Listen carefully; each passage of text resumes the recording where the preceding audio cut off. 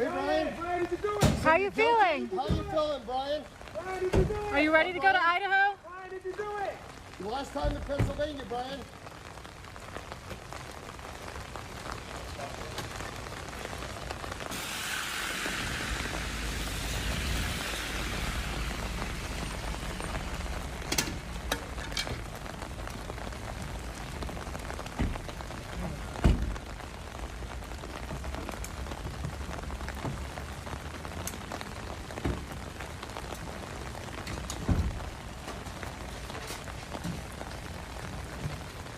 Hey, Bryan. Bryan, did you do it? How you feeling? How you feeling, Bryan? Bryan, did you do it? Are you ready to go to Idaho? Bryan, did you do it? The last time to Pennsylvania, Bryan.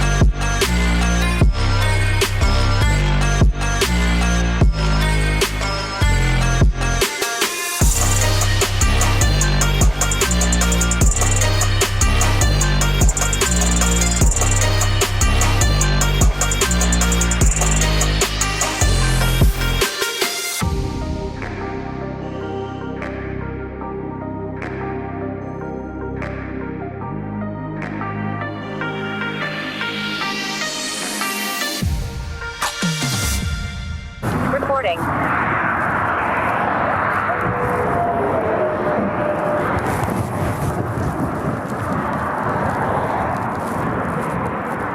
Hello. How you doing? How y'all doing today? Good, good. Take a look at your driver's license real quick if I could. See, he's right up on that van, man. You right up on the back end of that van. Pulled you over for tailgating. Is this your car? Okay. Cool. Where are you headed? We're going to actually inside. Well, we're coming from WSU, and we're scanning early. What's WSU? Yeah, I go to university basically. And we're listening to this incident that was occurring up there. There's a shooting incident. That is SWAT team and everything.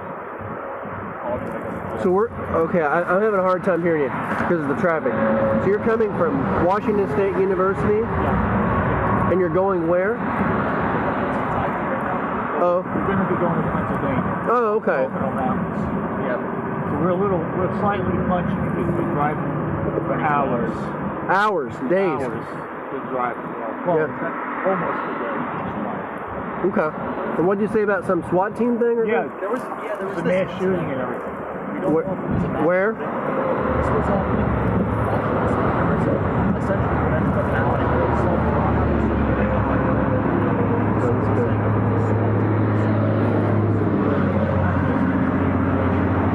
Interesting. well, it's horrifying because he's supposed to the university, you know what I mean?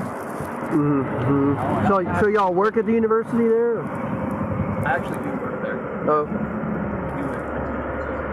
PhD in criminal. Okay.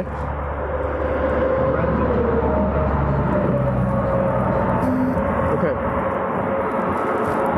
Yeah, I hadn't heard about that incident. Just yesterday, or? This happened this morning. About an hour and a half ago. They're still wrapping it up for investigating. I'm not sure there's two shootings because they did shoot somebody. Let's see. And then you don't know about that actually. They were apparently like shooting out of the window or something. Interesting. Wow. Okay. So do me a favor and don't follow too close, okay? All right. Thank you. Appreciate you.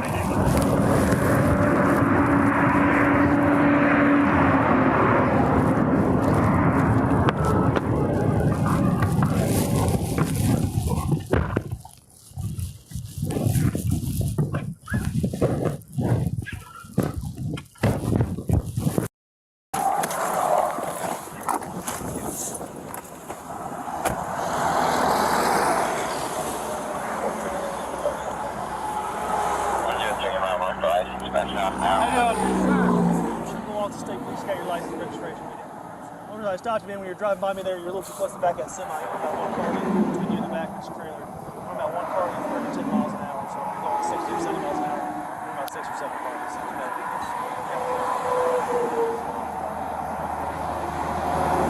Oh, you guys did? Yeah, and you said that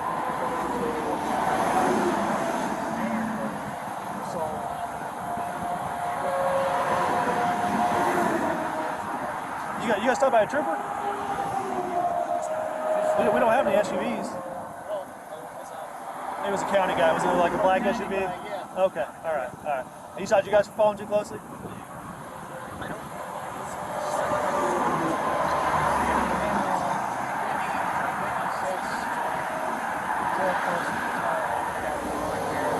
Okay. Today? Well, I'm not going to give you guys another ticket or warning if you just got stopped. Just make sure you give yourself plenty of room, okay? So like I said, it's all about how fast you're going, okay? So if you're going 10 miles an hour, you only need one car. Or if you're going, so speed limit here is 7. If you're going 70 miles an hour, you need 7 cars. Yeah. That's the easy way to explain it. Yeah. Okay. And it's really in the B&B manual, it says 2 to 20 seconds. All right. You guys have a safe trip. Where y'all heading? Thank you so much for stopping. Where y'all heading to?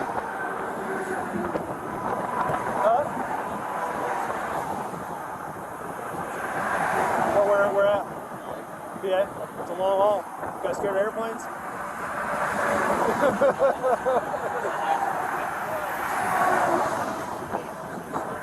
Did you? Okay. All right, well, hey, peace out, safe trip. Thank you, sir.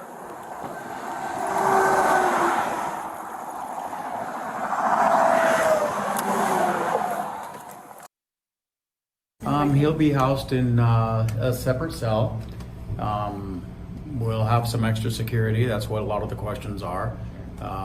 You know, we want to make sure we do it right. As soon as which he is probably done in Pennsylvania, so we're waiting for word from them when they'll be what they want to do as far as transport, or if we are, or whatever like that. So that'll be the timeline. So then we'll know that within the next day or two, probably. Upper, what's typically happens? That's a long ways to drive, so Yeah. they'll probably fly, I would imagine. Is it usually Pullman? I guess that's the nearest airport. You have Spokane. It just depends on what kind of plane they have, and if Pullman's open, or Lewiston, because we have Lewiston too. That's right. So. Yeah, that's right. And then whether or not you pick him up there, if they Right. bring him all the way here. Right. And he'll be here. This is the jail, right? Like Yes. where we are. So Yep, this is the jail. tell me more about the jail. Like how many do you house? Is it what typically do you? I can house up to 37, and I have about 22 down there or whatever. So. Okay. I So have plenty of space. room for him, and like I said, Oh, yeah. he'll be in a regular cell by himself. Yep. Any special protocol? No, and he's just he's not guilty, right? Until he goes through court and everything. So he's going to be in my jail, but he's not going to be, treated any different than anybody else in my jail. So you can talk on the phone to family members and stuff like that, and then we have visitation like most jails do. Okay. And they can receive mail. They can send Yep. mail.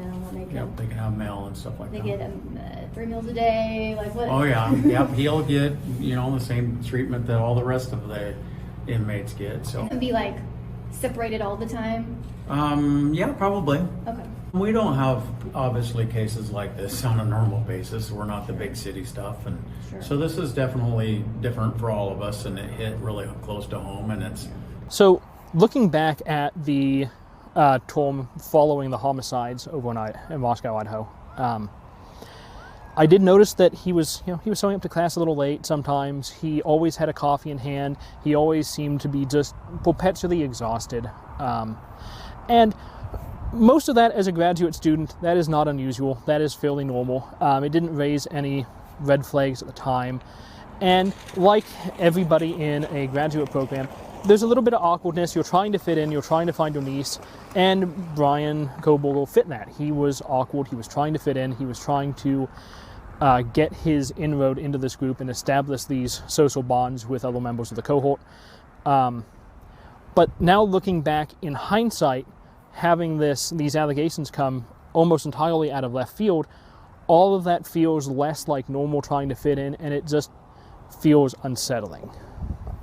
They're trying to stay off of the media. What they're hearing is not the Bryan they know and love. So it's really out of character. I did, see him in class. He introduced himself. He did seem rather quiet to me. It's just very loud sound, so it kind of wake us up. And then sometimes I just think, okay, what is happening?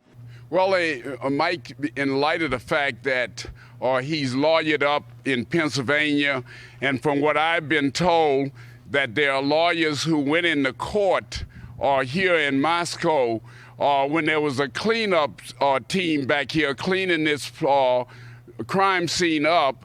They went into court and they got an order enjoining or stopping the cleaning of this place. Mm-hmm. So if that team of lawyers is representing him, Mike, homicide detectives will not be able to question him because he's closed in his constitutional rights. But I can tell you, Mike, this guy was a criminology major. Yeah. And if he is found to be the killer, it is believed from everything that I've seen that he thought that he had committed the perfect crime. And there is no such thing, Mike, as a perfect crime. You always take something from a crime scene or you leave something at the crime scene. Mm-hmm. And I think, as Dan Springer has reported, they have a great deal of DNA evidence to work with.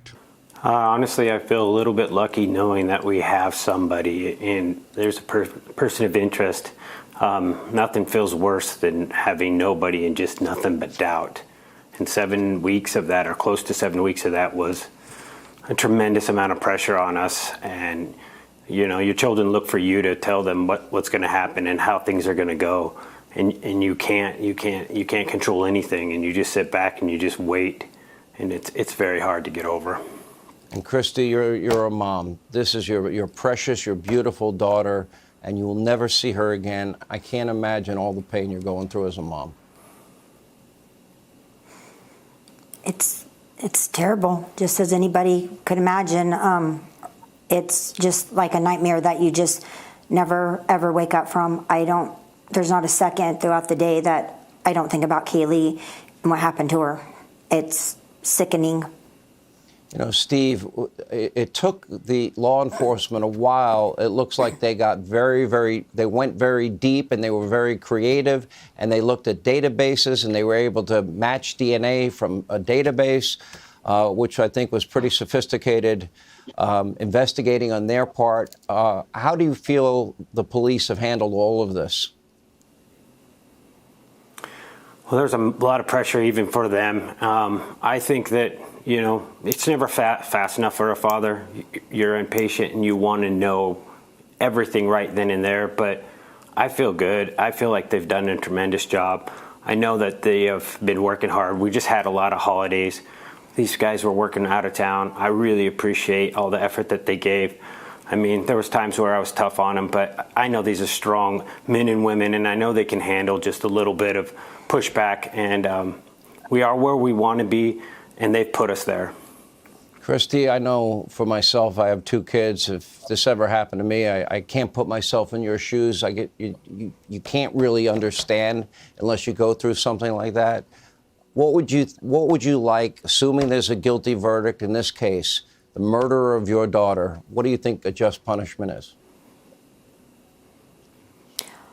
Well, considering that this person went in there that night with the intent to kill and showed no mercy, unprovoked, and killed our daughter, her best friend, and their 2 friends, we are glad that we live in the state of Idaho with the death penalty. Shannon, we'll give you the last word as a lawyer from the legal side. You know that the evidence that they have, you know more probably than the public. Where do you see it going?